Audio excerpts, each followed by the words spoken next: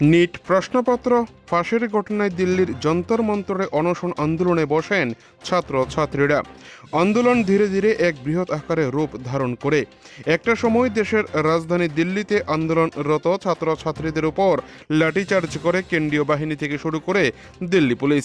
দেশের রাজধানী থেকে আওয়াজ ওঠে দেশের শিক্ষামন্ত্রী থেকে শুরু করে প্রধানমন্ত্রীর ইস্তফা দেওয়ার জন্য।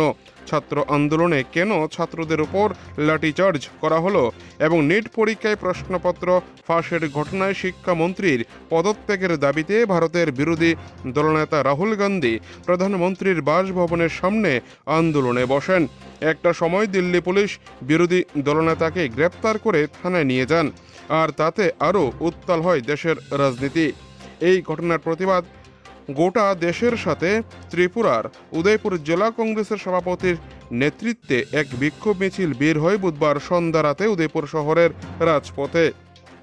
বিক্ষোভ মিছিলটি শহরের বিভিন্ন পথ পরিক্রমা করে মিছিল শেষে রাধা কিশোরপুর থানার সামনে সংবাদ মাধ্যমের প্রশ্নের উত্তর দিতে গিয়ে জেলা কংগ্রেসের সভাপতি টিটন পাল জানান, যেভাবে দেশে গত 12 বছরে 152টি প্রশ্নপত্র ফাঁস হয়েছে, অন্যদিকে বেকারদের কোনো ধরনের কর্মসংস্থান নেই এবং কংগ্রেসের বিরোধী দলনেতাকে যেভাবে আক্রমণ ও রক্ত ঝরানো হয়েছে, এই ঘটনার প্রতিবাদে আজকের এই বিক্ষোভ মিছিল এবং দেশের শিক্ষামন্ত্রী থেকে শুরু করে স্বরাষ্ট্রমন্ত্রী ও প্রধানমন্ত্রীকে ইস্তফা দিতে হবে বলে তিনি তার বক্তব্যে তুলে ধরেন। এদিনের মিছিলে ছিলেন ত্রিপুরা প্রদেশ কংগ্রেসের সাধারণ সম্পাদক মিলন কর, যুব কংগ্রেসের জেলা সভাপতি থেকে শুরু করে মহিলা কংগ্রেস এবং এনএসইউআই সহ বিভিন্ন শ্রমিক সংগঠনের নেতৃত্বরা। এই দিনের কংগ্রেস কর্মীদের বিক্ষোভ মিছিলকে কেন্দ্র করে কেন্দ্রীয় বাহিনী ও ত্রিপুরা পুলিশের পক্ষ থেকে ব্যাপক জোরদার নিরাপত্তা ব্যবস্থা মোতায়েন করা হয় বুধবার সন্ধ্যা রাতে। উদয়পুর থেকে নিজস্ব প্রতিনিধির রিপোর্ট, টিভি 100 বাংলা।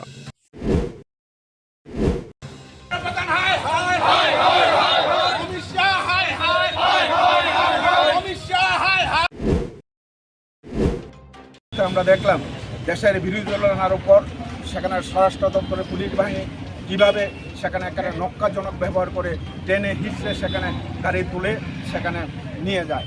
এই যে ঘটনা, দেশের বিরোধী দলনেতার উপর এই যে অমানসিক একটা নির্যাতন, ছাত্রদের উপর যে অমানসিক অত্যাচার, তার বিরুদ্ধে সেখানে আমরা উদয়পুর জেলা কংগ্রেসের তরফ থেকে আজকে প্রতিবাদ করছি।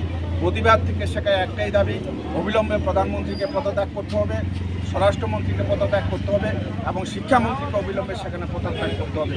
কারণ এই সরকার ক্ষমতা আসার পর দেশের সমস্ত শিক্ষা ব্যবস্থাকে সম্পূর্ণরূপে ভেঙে পড়েছে। বেকারদের কর্মসংস্থানের ব্যবস্থা নেই, মানুষের কথা বলার অধিকার নেই, মানুষ আন্দোলন করতে পারবে না, মানুষ সেখানে প্রতিবাদ করতে পারবে না। যেখানে প্রতিবাদ হবে, যেখানে আন্দোলন হবে, সেখানে বর্বরোচিতভাবে কখনো বিজেপি, কখনো পুলিশ লেলিয়ে দিয়ে সে আন্দোলনকে দমানোর যেখানে চেষ্টা করছে। আজকেও দেখলাম গত কিছুক্ষণ আগে ভারতীয় জনতা পার্টির প্রদেশ সভাপতির নেতৃত্বে আগরতলা প্রদেশ কার্যালয়, কংগ্রেসের কার্যালয়ের সামনে সেখানে তারা বিক্ষোভ করছে। এটা অত্যন্ত সেখানে দুর্ভাগ্যজনক। রাজনীতির শিষ্টাচার তারা লঙ্ঘন করছেন।